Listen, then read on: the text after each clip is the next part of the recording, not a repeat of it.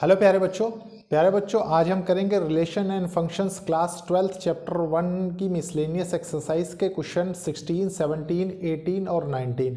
प्यारे बच्चों ये एक इनिशिएटिव है उन बच्चों के लिए जो बच्चे महंगी पढ़ाई नहीं अफोर्ड कर सकते, प्लस एक अच्छी अपॉर्चुनिटी उन बच्चों के लिए जो बच्चे बोर्ड एग्जाम्स के साथ साथ कॉम्पिटिटिव एग्जाम्स पर भी फोकस कर रहे हैं। प्यारे बच्चों आपने देखा कि हमने कितने अच्छे तरीके से मेक 11th क्लास ईजी में, मैंने इसीलिए कोर्स का नाम भी ऐसा रखा है कि आपको कभी भी हार्ड ना लगे कोई चीज़। ठीक है, वहाँ पे सेट्स हमने फिनिश किया, फिर रिलेशन एंड फंक्शन फिनिश किया, यहाँ पे रिलेशन एंड फंक्शंस की आज लास्ट क्लास होने वाली है। इसके बाद सिर्फ एक क्लास मैं बनाऊंगा, वो भी समरी बेस्ड। ठीक है, तो आप उसको भी ज़रूर देखिएगा।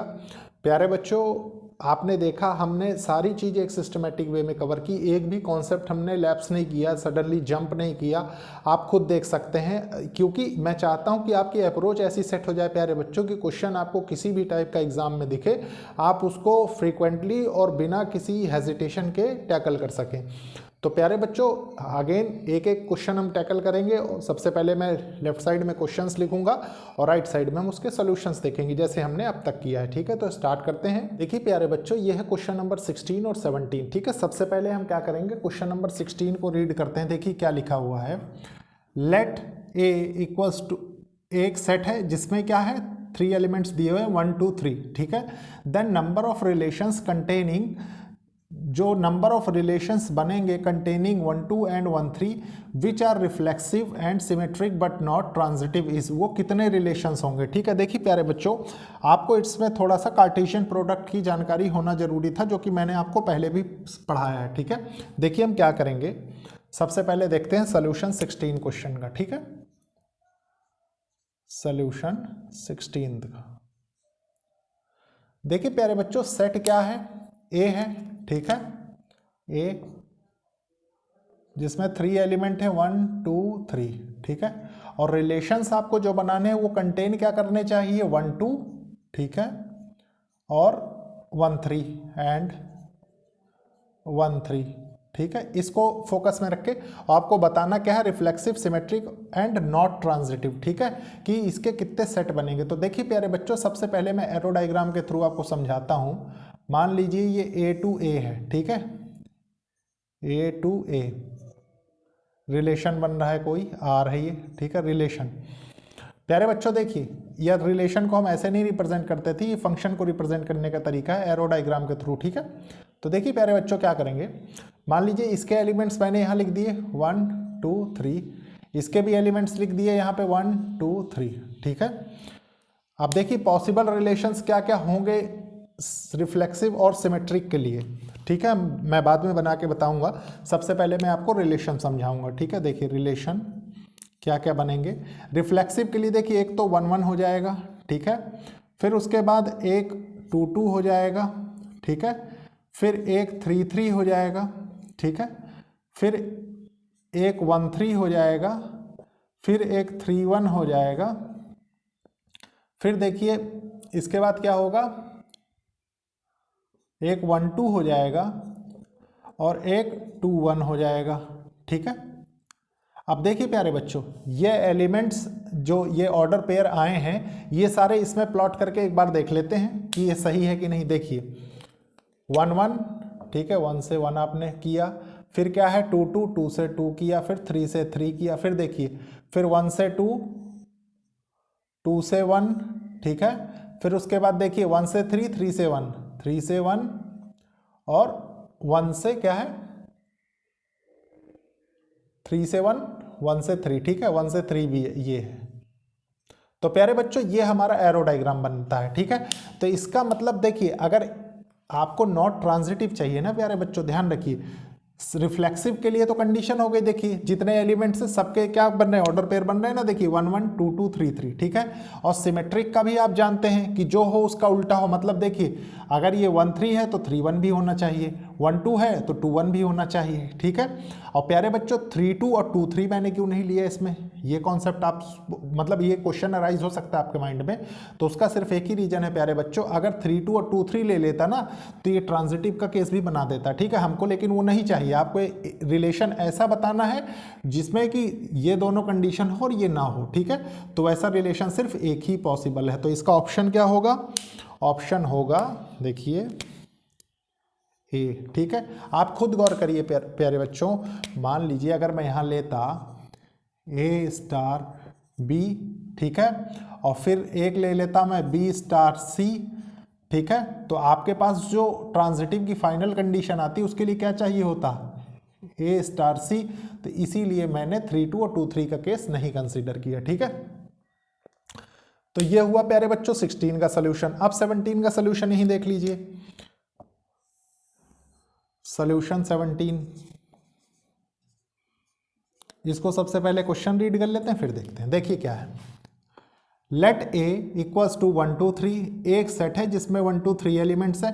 Then number of equivalence relations, इसमें देखिए इक्विवेलेंस रिलेशंस की बात हो रही, कंटेनिंग 1 2, जिसमें 1 2 इन्वॉल्व हो रहा हो, इस कितने रिलेशंस बनेंगे ऐसे। देखिए अगेन सबसे पहले मैं सेट लिख देता हूं, ए सेट है जिसमें 1 2 3 एलिमेंट्स हैं, ठीक है। प्यारे बच्चों गौर से सुनिएगा, क्योंकि देखिए इसको समझाने में थोड़ा सा टेक्निकलिटी लगती है, ठीक है। देखिए मान लीजिए एरो डायग्राम के थ्रू ये ए सेट है, ये अनदर ए सेट है, ठीक है। इसमें एलिमेंट है देखिए 1 2 3, इसमें भी सेट है 1 2 3, ठीक है, कोई प्रॉब्लम नहीं यहाँ तक। अब प्यारे बच्चों देखिए इसके बाद आपको क्या बताना, रिलेशन बताना है कि इक्विवेलेंस रिलेशन होना चाहिए, ठीक है। देखते हैं हम, देखिए एक रिलेशन में लिखता हूँ आपके साथ, इसी में से निकलेगा सारे रिलेशन। देखिए इक्विवेलेंस के लिए क्या होना चाहिए, रिफ्लेक्सिव होना चाहिए, सिमेट्रिक होना चाहिए, ट्रांजिटिव होना चाहिए। चेक करते हैं, देखिए जितने एलिमेंट है उतने सबकी इमेज अगर रहे, इमेज पर इमेज, तो क्या होगा, वो हो जाता है आपका रिफ्लेक्सिव, ठीक है। इसके बाद देखिए सिमेट्रिक के लिए क्या है, 1 2 और 2 1 ले लेते हैं, ठीक है, यहीं तक। तो प्यारे बच्चों एक रिलेशन तो आपका ये पॉसिबल है, एक रिलेशन और पॉसिबल हो सकता है, क्या देखिए, देखिए मान लीजिए रिलेशन लिया हमने, देखिए 1 का 1 के साथ, 1 का 2 के साथ, 1 का 3 के साथ, ठीक है, फिर 2 का 1 के साथ, 2 का 2 के साथ, 2 का 3 के साथ, फिर 3 का 1 के साथ, 3 का 2 के साथ, 3 का 3 के साथ, मतलब सारे इसमें देखिए सारे की पेयरिंग हो रही है, ठीक है। तो ऑर्डर पेयर इनके जो लिखे जाएंगे वो क्या लिखे जाएंगे, देखिए 1 1 1 2 1 3, ठीक है। उसके बाद देखिए 2 1 2 2 2 2 3, ठीक है। उसके बाद देखिए 3 1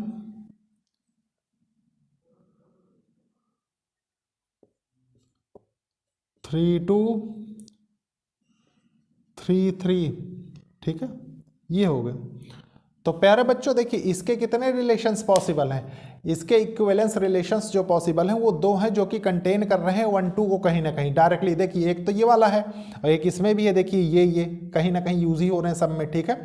इसका देखिए आपके मन में एक चीज आ सकता है कि सर इसमें ट्रांजिटिव का केस कैसे बनेगा। तो प्यारे बच्चों आप इसको गौर करिए ना, ये क्या है, ए बी है मान लीजिए, तो ये बी सी है, तो 1 1 भी तो इसमें है कि नहीं, सेम एज इट इज। आप इसको चेक करिए, ऑटोमेटिक आपको रिजल्ट मिलेगा, ठीक है। तो इसके 2 रिलेशंस पॉसिबल है, तो इसमें कौन सा ऑप्शन होगा, ऑप्शन बी, ठीक है। अब प्यारे बच्चों मैं इसको रफ करूंगा, उसके बाद मैं आपके साथ नेक्स्ट क्वेश्चंस डिस्कस करूंगा। देखिए प्यारे बच्चों ये 2 क्वेश्चंस हैं, इन दोनों क्वेश्चंस को बहुत अच्छे से रीड करेंगे, समझेंगे और सॉल्व करेंगे, ठीक है। सबसे पहले हम क्वेश्चन 18 पढ़ते हैं। देखिए क्या कह रहा है वो, let function such that real number to real number है, ठीक है, be the signum function defined as, ये एक सिग्नम फंक्शन है। प्यारे बच्चों सिग्नम फंक्शन मैंने बहुत अच्छे से मेक 11th क्लास इजी में डोमेन और रेंज वाले टॉपिक में पढ़ाया, आप जाके वहाँ देख सकते हैं, ठीक है।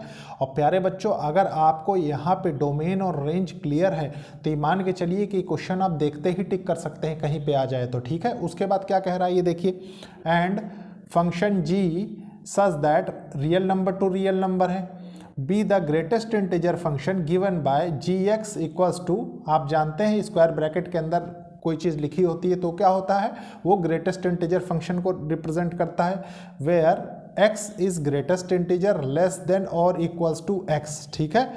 वो कह रहा है, देखिए इस लाइन को अच्छे से समझिए, x is greatest integer less than और इक्वल्स टू एक्स, ठीक है।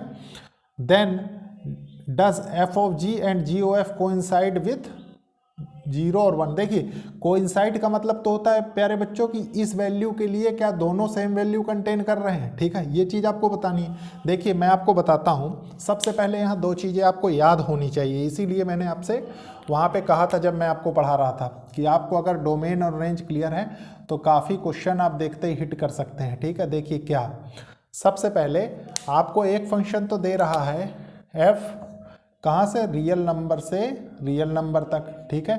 एक और फंक्शन दे रहा है g, ये कहाँ से कहाँ तक, ये भी रियल नंबर से रियल नंबर तक दे रहा है, ठीक है। ये कौन सा फंक्शन है, ये सिग्नम फंक्शन है, सिग्नम फंक्शन, ठीक है, फंक्शन है। और ये क्या है, ये ग्रेटेस्ट इंटीजर फंक्शन है, ठीक है। तो प्यारे बच्चों आप एक चीज बताइए, सिग्नम फंक्शन का डोमेन क्या होता है, डोमेन तो रियल नंबर होता है कि नहीं, लेकिन रेंज प्यारे बच्चों, रेंज इसकी सिर्फ 3 ही एलिमेंट आते हैं, ठीक है। 3 एलिमेंट कौन कौन से, देखिए आप खुद भी देख सकते हैं, एक -1, 0 और 1, ठीक है। लेकिन प्यारे बच्चों ग्रेटेस्ट इंटीजर फंक्शन में क्या होता है, देखिए डोमेन तो सेम है, डोमेन रियल नंबर ही होती है, ठीक है, लेकिन रेंज क्या हो जाती है, इसमें रेंज हो जाती है प्यारे बच्चों इंटीजर्स, ठीक है, सिर्फ इंटीजर, इसीलिए ग्रेटेस्ट इंटीजर फंक्शन बोला जाता है, ठीक है। अब इसको अच्छे से समझेंगे। देखिए मैंने बताया कोइंसाइड का मतलब है कि इन वैल्यूज के लिए वो करेक्ट होना चाहिए। कैसे, थोड़ा सा नंबर लाइन के थ्रू समझें। मान लीजिए ये 0 है आपका, ठीक है, ये 0 है, ये 1 है, ठीक है। थोड़ा सा मैं लाइन बना देता हूं ताकि मार्क करने में आसानी हो, ठीक है। देखिए अब प्यारे बच्चों वो क्या कह रहा है कि 0 पे तो ओपन इंटरवल है, ठीक है, हमने ओपन इंटरवल रख लिया 0 पे, मतलब एक्सक्लूडिंग 0, ठीक है, और इंक्लूडिंग क्या है, इंक्लूडिंग 1, मतलब 1 पे जो वैल्यू ले रहा होगा वो इंक्लूड कर रहा होगा, ठीक है। आप जानते हैं ऐसे ही रिप्रेजेंट करते थे, और यह है क्या, 0 और 1, ठीक है। तो प्यारे बच्चों एक चीज बताइए, सबसे पहले f ऑफ x देखिए आप, ठीक है, f ऑफ x फंक्शन के लिए f ऑफ x क्या बताता है हमको कि x की वैल्यू जो ग्रेटर देन 0 हो, ग्रेटर देन 0 के लिए सिर्फ एक ही आउटपुट होता था, क्या, सिग्नम फंक्शन में 1 होता था। प्यारे बच्चों आप एक चीज याद करिए ना, सिग्नम फंक्शन मैंने कुछ ऐसे बताया था ना, ये 0 है, देखिए ये 1 की वैल्यू लेता है, ये -1 की वैल्यू लेता है, ठीक है, ऐसे कुछ बताया था ना मैंने आपको। ये देखिए y है, ये y डैश मान लीजिए या -y मान लीजिए, जो भी आपको मानना हो, ये x है, ठीक है, ये x डैश है या -x मान लीजिए। तो प्यारे बच्चों ये था कि देखिए जितनी भी ग्रेटर देन x वैल्यूज हैं उसके लिए +1 वैल्यू होती थी, ठीक है, रेंज की। तो प्यारे बच्चों वही चीज है कि f ऑफ x अगर आपने ग्रेटर देन 0 लिया, ठीक है, तो आपको वैल्यू क्या मिलेगी, आपको वैल्यू सिर्फ एक ही वैल्यू मिलेगी, है कि नहीं, वो है 1, ठीक है। अब इसके बाद देखिए प्यारे बच्चों g ऑफ x देखिए क्या है, g ऑफ x का केस डिफरेंट हो जाता है। डिफरेंट क्यों हो जाता है, क्योंकि आप देखिए मान लीजिए आपने ग्रेटेस्ट इंटीजर फंक्शन 0 से तनिक भी बड़ा लिया, ठीक है, तनिक भी बड़ा, तो आपको वैल्यू क्या मिलेगी, अल्टीमेटली 0 मिलेगी, तो एक तो 0 मिल गई, ठीक है। अब 1 के पास की कंडीशन देख लीजिए, ठीक है, कि अगर आपने 1 से थोड़ी भी बड़ी ली, क्योंकि 1 तो एग्जैक्टली ले सकते हैं, तो एक तो 1 हो जाएगी, ठीक है। और प्यारे बच्चों एक चीज आप बहुत अच्छे से समझ सकते हैं कि 1 इज नॉट इक्वल टू 0 1, ठीक है, तो आप कह सकते हैं ना कि f of x is not equal to gx, ठीक है। यही चीज आपको बतानी थी, और आप डायरेक्टली भी कह सकते हैं हेंस दे नॉट कोइंसाइड, ठीक है, आप ये कह सकते हैं। तो प्यारे बच्चों ये था सोल्यूशन, कौन सा, सोल्यूशन 18, ठीक है। अब सोल्यूशन 19 देखेंगे, देखिए क्या कह रहा है सोल्यूशन 19। सोल्यूशन 19 कह रहा है प्यारे बच्चों, देखिए सबसे पहले थोड़ा स्पेस मैं बना देता हूं यहीं पे, नहीं 2 बार मुझे क्वेश्चन करना पड़ेगा, ठीक है। देखिए क्या कह रहा है, number of binary operations on the set A B are, ठीक है, कितने बाइनरी ऑपरेशंस पॉसिबल हैं ए बी सेट के लिए, ठीक है। हम देख लेते हैं,